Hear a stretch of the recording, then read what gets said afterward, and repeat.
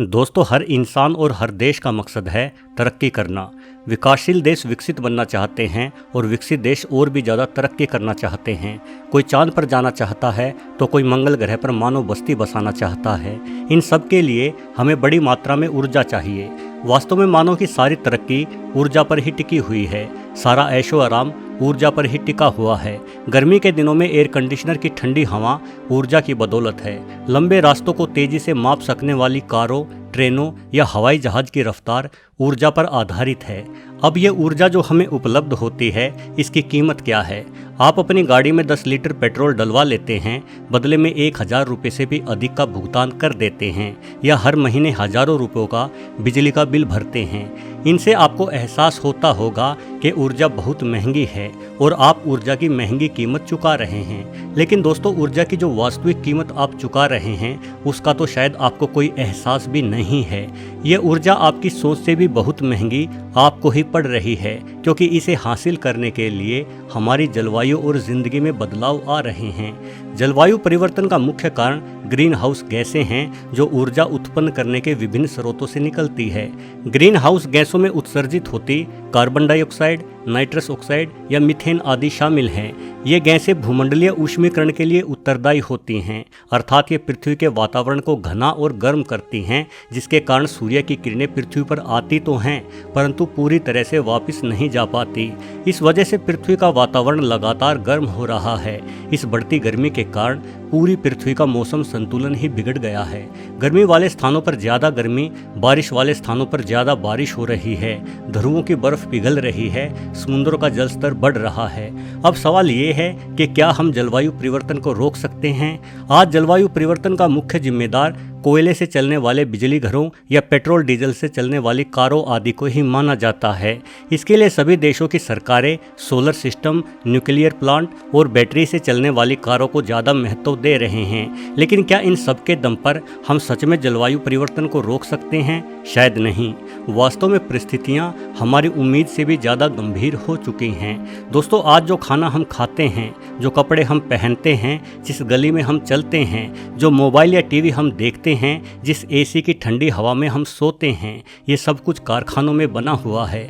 ये कारखाने इन वस्तुओं के निर्माण के दौरान वायुमंडल में धुआं फैलाते हैं। सारी दुनिया में वाहनों द्वारा किए गए प्रदूषण के कारण तकरीबन 350 करोड़ टन ग्रीन हाउस गैसें हर साल हमारे वायुमंडल में घुलती हैं। इसकी तुलना में हमारे घरों में प्रयोग होने वाले संसाधनों को बनाने में जुटे कारखानों से हर साल तकरीबन 550 करोड़ टन ग्रीन हाउस गैसें उत्सर्जित हो रही हैं। हम बैटरी से चलने वाली कारें तो बना लेंगे, किंतु अपने घर के संसाधनों का प्रयोग भला कैसे छोड़ेंगे?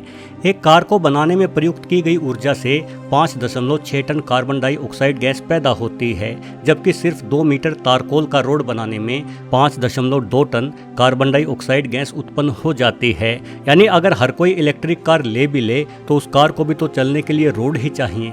इलेक्ट्रिक के तौर पर सस्ता ईंधन उत्पन्न होने पर लोग ज़्यादा कारें खरीदेंगे तो ज़्यादा सड़कें बनाने की आवश्यकता पड़ेगी। जरा सोचें कि उन सड़कों का निर्माण करने में कितना प्रदूषण फैलेगा। दोस्तों, किसी देश में ग्रीन हाउस गैसों का उत्सर्जन इस बात पर निर्भर करता है कि उस देश के निवासी कितने अमीर हैं। जाहिर है, एक अमीर आदमी गरीब की तुलना में ज़्यादा संसाधनों का इस्तेमाल करता है, इसलिए वो ज़्यादा ग्रीन हाउस गैसें भी उत्पन्न करता है। लेकिन यहाँ एक और बात महत्वपूर्ण है।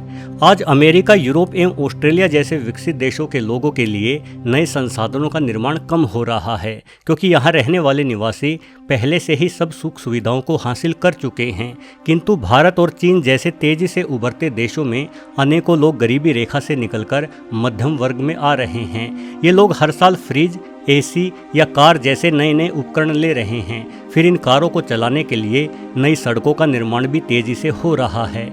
इस अंधाधुंध निर्माण प्रक्रिया के कारण भारत और चीन जैसे देशों में अधिक प्रदूषण भी फैल रहा है। यानी यदि हमें ग्रीन हाउस गैसों के उत्सर्जन को कम करना है तो हमें भारत जैसे देश में गरीब लोगों को अमीर बनने से रोकना होगा। लेकिन क्या ऐसा किया जा सकता है? बिल्कुल नहीं। भारत में फैले करीब 10% प्रदूषण के जिम्मेदार तो ये ईंट बनाने वाले भट्ठे ही हैं। इनकी चिमनियों से लगातार रात और दिन धुआं निकलता रहता है, किंतु हम इन्हें बंद नहीं कर सकते। अगर लोगों को पक्के मकान देने हैं तो भट्ठों को ईंटें तो बनानी ही पड़ेंगी।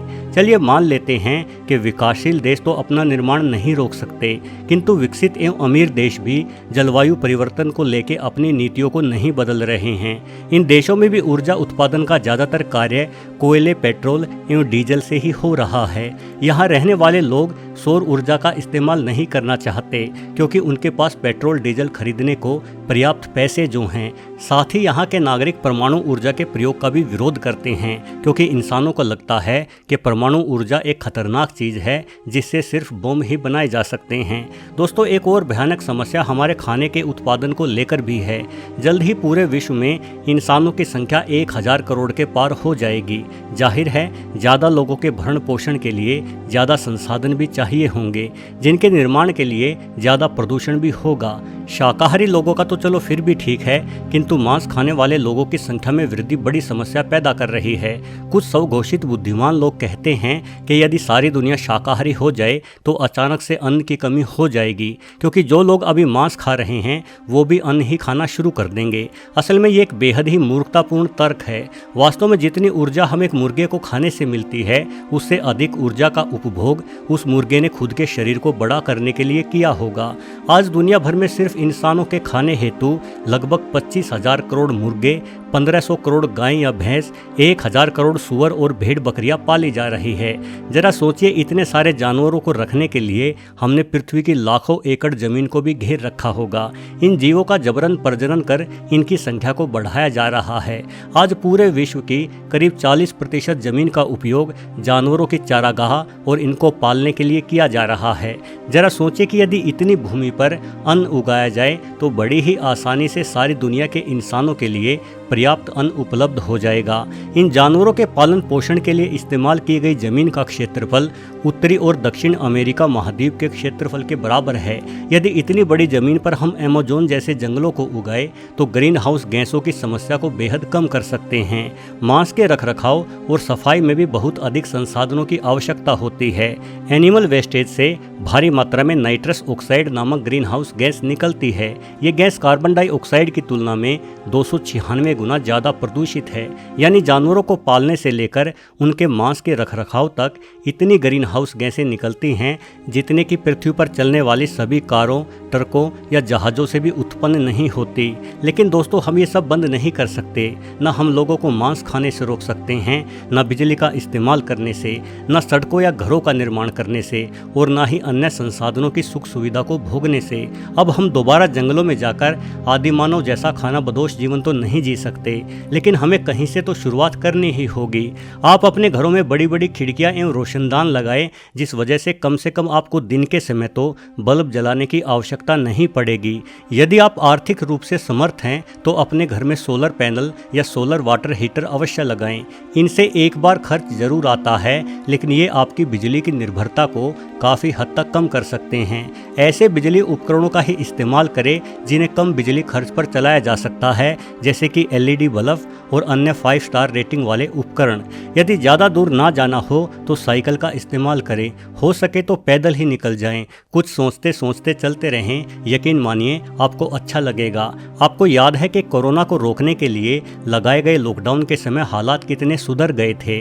हम हमेशा के लिए लॉकडाउन तो नहीं लगा सकते, किंतु अनावश्यक ऊर्जा के इस्तेमाल को काबू में करके कुछ हद तक तो पर्यावरण बचाने में अपना योगदान जरूर दे सकते हैं। और हाँ, अपने आसपास पेड़ अवश्य लगाएं। वीडियो देखने के लिए आपका बहुत बहुत धन्यवाद।